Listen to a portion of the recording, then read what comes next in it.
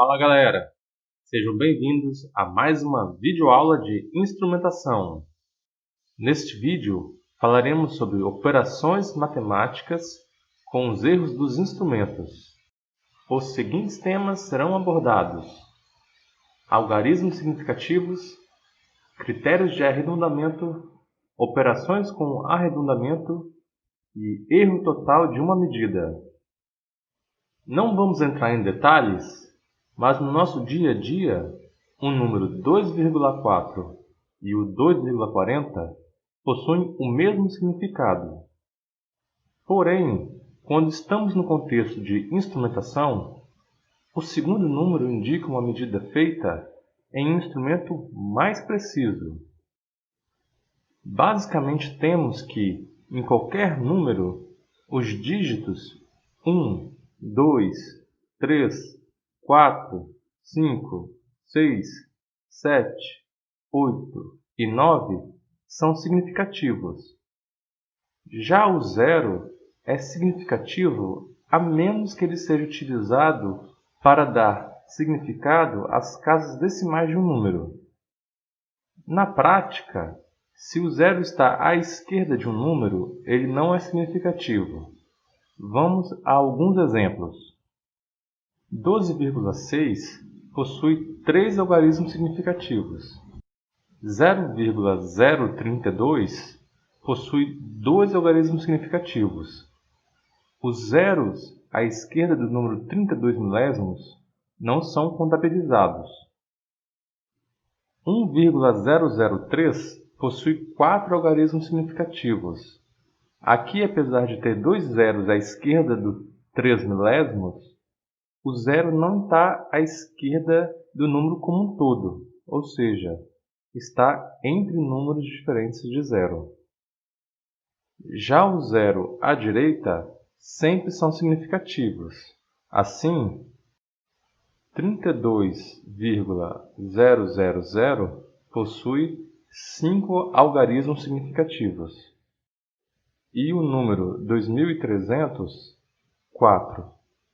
Chamo a atenção que, em termos de algarismos significativos, o número 2,3 vezes 10 elevado a 3 é diferente de 2300. Este possui 4 algarismos significativos, enquanto este apenas 2. Se quisermos escrever o primeiro em notação científica e continuar carregando os 4 algarismos significativos, devemos escrever 2300 como 2,300 vezes 10 elevado a 3. Feito essa breve explanação sobre os algarismos significativos, vamos ver como fazer as operações básicas da matemática, levando em conta quando os números devem ser arredondados. Começando pela adição. Vamos somar os seguintes números. Os números com maiores casas decimais devem ser arredondados para terem uma casa decimal a mais do que aquele com o menor número. Assim, note que o número 3 foi arredondado para 4, já que o número à sua direita era maior ou igual a 5. Já este 3 permaneceu como 3 mesmo, já que o número à sua direita não atendia a este critério. Após efetuado a soma, o resultado final deverá ser arredondado para ter o mesmo número de casas decimais que aquele que possui menos. Então, temos como resultado final 5,8. Para subtrair estes dois números, devemos arredondar aquele com maior número de casas decimais para que tenha o mesmo número do menos preciso. Assim,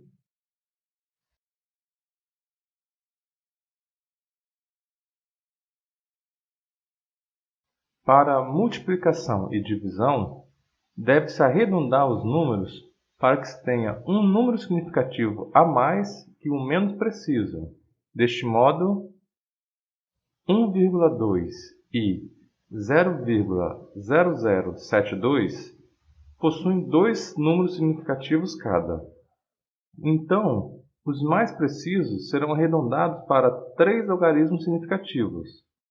O resultado, 0,0174, é então arredondado para que se tenha o mesmo número de algarismos significativos com o que tem menos. Assim, 0,017. Uma vez definidas as operações básicas, podemos agora definir o erro total em um processo de medida. Vamos supor que um determinado experimento necessite da medida de n instrumentos. Assim, n pode ser escrito como uma função matemática com n variáveis independentes, tal como cada medida é acompanhada de suas incertezas.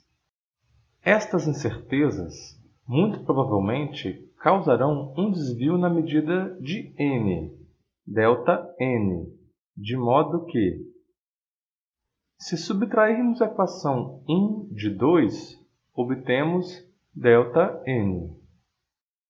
Este processo pode ser muito simplificado se expandirmos a equação 2 em série de Taylor. Assim, na prática, os erros ΔU são muito pequenos. Assim, os termos tal como ΔU² são desprezados. Agora podemos definir o erro absoluto como o erro relativo percentual é definido assim, o resultado final do processo de medição pode ser escrito como n mais ou menos EA ou n mais ou menos ER%. Muitas vezes, o problema é que exige-se um valor máximo para o erro em um processo de medição, e deseja-se determinar as incertezas individuais de cada instrumento para que os erros combinados não ultrapassem esse limite pré-determinado.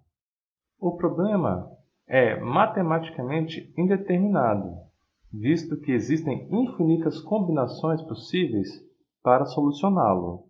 Uma das formas é considerar que todos os instrumentos vão contribuir igualmente para o erro final da medida. Assim, temos que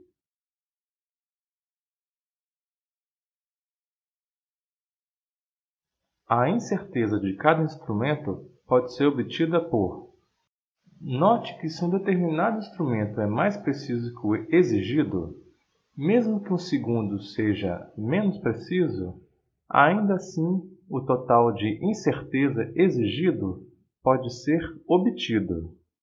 Matematicamente, é possível mostrar que, quando as incertezas individuais dos instrumentos não são limites absolutos dos erros, mas limites estatísticos, como aqueles obtidos por 3 desvios padrões, a equação do erro absoluto pode ser modificada para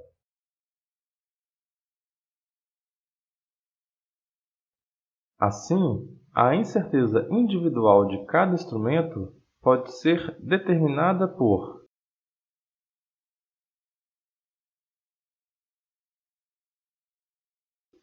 vejamos agora um exemplo de aplicação do que foi estudado. Um dinamômetro é utilizado junto com um contador de voltas, uma trena e um cronômetro para medir a potência fornecida por um eixo girante. Esta potência pode ser calculada por onde F é a força exercida no final do braço de torque, R, o número de revoluções durante o tempo t, L, o comprimento do braço de torque, e t, o tempo percorrido na medição. As medidas, juntamente com as suas incertezas fornecidas pelos fabricantes, foram iguais a. Portanto, a potência em HP vale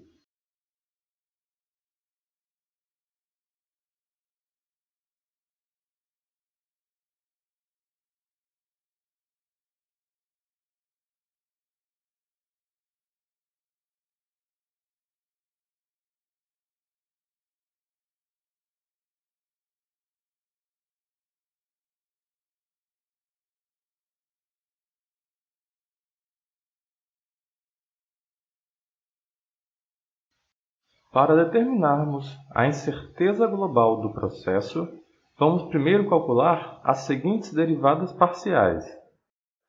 Primeiro, com relação à força, revolução, comprimento do braço e, por último, o tempo.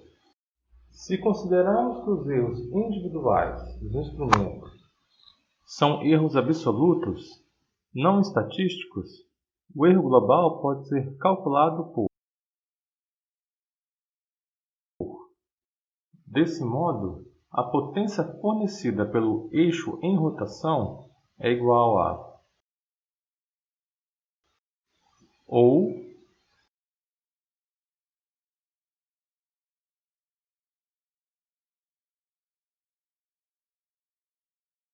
finalmente, caso deseje-se uma precisão de mais ou menos 0,5%, a precisão requerida para cada instrumento pode ser calculada por.